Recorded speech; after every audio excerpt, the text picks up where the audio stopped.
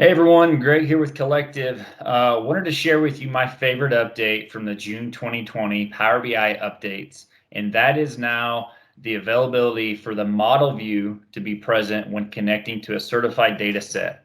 So beforehand, all we had was the report view when connecting to a certified data set or a Power BI data set. But now we have the ability to actually see that model view. And this is a really awesome feature, and I really love this feature, and that's because now we have more clarity and we have a little bit more insights when building reports to see actually how relationships are made behind that tabular model that we're actually connecting to. Where beforehand we really had to either rely on a separate document or rely on the actual tabular model itself to really see where relationships were made and understand what data you could pull into what visuals in order for them to work correctly.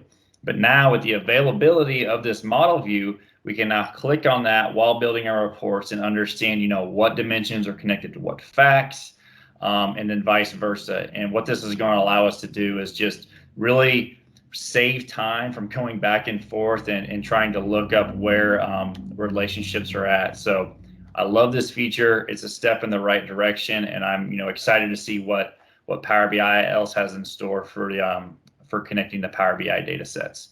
So that's all for today, everyone. Would love to hear what your favorite June 2020 update is in the comments below. If you have any questions for us, let me know. Otherwise, stay tuned for more videos like this one.